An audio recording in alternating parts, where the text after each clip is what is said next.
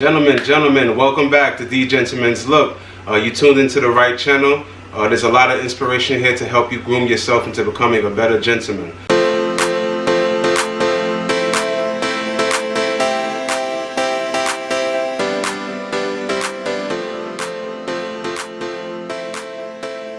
Today we have an interesting video because we're going to touch on a few styles of shoes that maybe you do know, maybe you don't know. Again, a lot of men out there will not really admit to the things that they don't know because they feel a little embarrassed. But again, you can come to this channel and get the information and you can act like you knew it all along. As long as you get the information and you share it, that is success right there. Never get information and don't say anything or don't pass it on to the next person, because that's selfish and that's not what we do. We got to build each other up as men. Alright guys? So we have about 7 shoes here that we're going to discuss the names of the shoes, and again, you may have heard and you may have not. Alright, so first I want to ask you guys to please subscribe and please hit the notification tab in case you haven't, so that you can be informed of all of the videos that I may post, so that you can stay informed about the things that I have going on. Again, my name is Devon Darby and this has been my passion for quite some time. Classic gentlemen's wear, and just helping individuals just become better men. Alright, so first we're going to start off with this one right here. Alright, what we have here is a double monk shoe. Alright, double monk shoe. Alright, these come in also single monk, but these straps right here is what make it a monk shoe, which is inspired by the monks, the sandals that they used to wear, or that they still wear rather, and they always have the strap. Alright, it became stylish and it's definitely a way to put a little bit of tastefulness in your formal wear. Most of these type of shoes are more casual, but if you dress it up the correct way with the right color, as far as formal, I would choose black. It can definitely do for that type of event. Alright, but this is called a double monk shoe. So double monk shoe. So whenever you see this strap, that's the indication right there. Alright, now these are called wingtips. Now if you can see this little pattern right here that looks like a wing, that is where the name comes from. These are called wingtip shoes. Now with modern technology, hope you guys can see that right there, the wingtip. With modern technology, they have been able to make so many different variations of these type of shoes. Most times it should be a dress shoe, but as you can see, this one has a white rubber bottom, which makes it more casual, so I wouldn't dress these up. But again, for the purpose of this video, we're just going over the names so that when you are shopping online, you know exactly what you're looking for and exactly what to type in. Alright, so these are called wingtip. You will always know that by the wing style pattern that goes along the toe and the vamp of the shoe. Alright, wingtips. Now there's been a misconception for years. I mean, for those who really may not understand classic gentlemen's wear, there's been a misconception that these are called loafers. Alright, now just because you slip your feet in them and you don't have shoelaces, it doesn't mean that they're loafers. These are drivers. Alright, if you look at the bottom, they do not have a heel. Loafers always have a heel. It is a dress shoe meant to be worn as a dress shoe, and dress shoes have heels. Alright, this is called a driver, and the reason why it's called a driver, because way back when men used to always wear suits, to get more comfortable when driving their cars, they would always change into a pair of drivers. That's why they're called drivers, and they still had that gentleman look, so it wouldn't disrupt the ensemble of the outfit. Because again, men used to dress a little differently in the 50s and what have you, so they would step into these to stay more comfortable. That's why the bottom is more flat, because it can lay against the pedal a little bit more easily.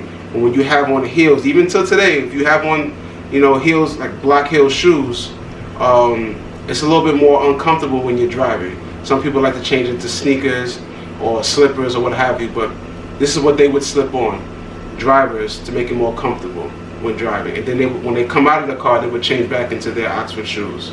Alright, so these are called drivers, not loafers, guys. Alright, now in modern times, people walk around wearing these. I'm not saying that you can't. You can do whatever you want, but it's much more comfortable when you're wearing a loafer. If you like this style, let's go for the same look, but with a heel, a loafer, and it's more comfortable, gives you more arch and a little bit more confidence when you're walking in your step. Alright, these are more flat. Now these are called tassel loafers. As you can see, it has a heel. Alright, it has a heel. This is a dress shoe. Tassel loafer because of this part right here. This is the tassel. Alright. Again, a lot of people may know this, but a lot of people may not. And this channel is actually geared to those who may not know a lot of things about being a gentleman, as far as the attire, the mannerisms, and things like that. So if you know these things, you just let it fly or pass it on to someone. But if not, soak in the information and learn something. So this is a tassel loafer, right? And this is the tassel part. So if you like this style, this is what you would type in when you're shopping online, or if you speak to a salesman and you're looking for a particular shoe. These are called Oxford shoes. These will be your most formal footwear for a gentleman, all right? Oxford shoes are normally not worn for casual wear. Oxford shoes are always for business attire, preferably black, all right? Respectable for business. When you move into a brown Oxford, which they do make brown Oxfords, burgundy Oxfords, tan Oxfords, but it's leaning more towards a casual look. Brown shoes look much better when it's worn with, lighter suits, or for business I'm talking about, for lighter color suits. But when you're handling, serious affairs or whatever the case may be, your black Oxford is what you would want to reach for, right? Now, what makes it an Oxford? It's the closed facing. All right, closed facing. Let's see if I can. Well, with other shoes, this is more open. They call this the eyelids of a shoe. This would be more open but with the closed facing, you're able to lace up your shoes where it will look like this. There will be no space in between. All right, you see how there's space in between here. I'm going to loosen it up a little bit so you can get a better look and zoom it in a little bit. But there's a lot more space in between when it comes to other shoes, all right? But with Oxfords, they give you a closed face opportunity, so when you're lacing up, it closes up the eyelids, keeping it more, of a clean, aesthetic look and more respectable for business wear. That's why this is a business shoe. It just gives you a clean aesthetic, all right? This is called an Oxford, all right? You definitely need at least one pair of these in your wardrobe, all right? Now these would be called a slip-on shoe, all right? For the simple fact that you just slip it on. Now these are perfect for the summertime, all right? You should have a lot of these in different variations for the summer, all right?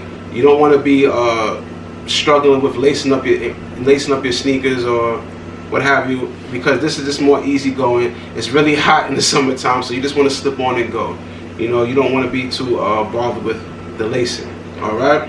And again, where we have here is a penny loafer. Again, what's the difference between a driver and a loafer?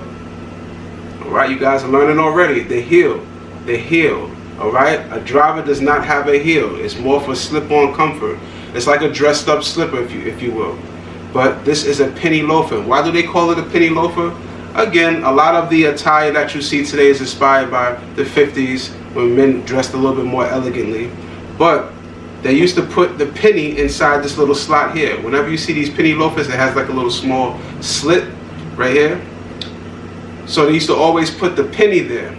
I guess pennies were useful for a lot of things back then. So it was just a stylish way. The way we go about changing our laces today, or just doing different things with our shoes, that's what they did. They put the penny there.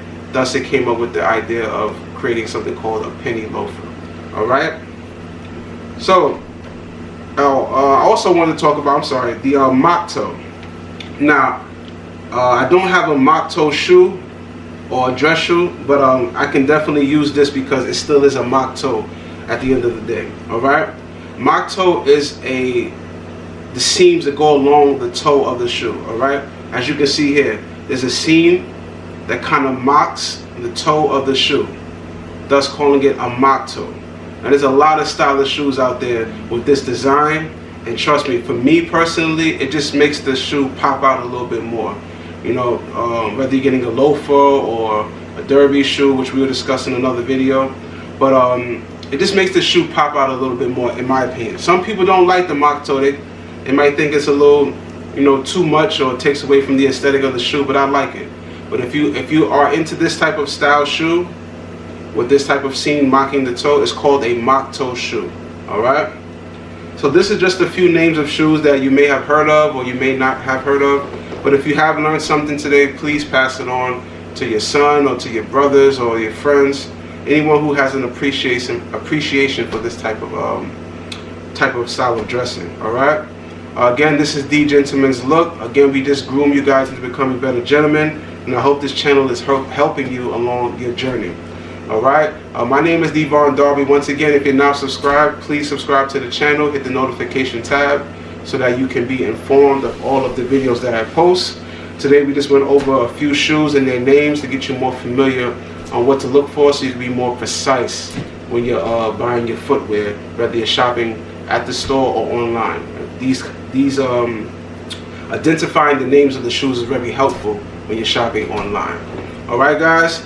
All right, so I'm going to send you off in style. Again, my name is Devon Darby. This is The Gentleman's Look. I'll see you in the next video where we discuss all of the shoes that a man should have in the summer and springtime. That should be a good one, guys, because we're definitely coming up on those months right now. All right, so stay tuned. I love you guys once again. I'm sending you off in style. Until next time.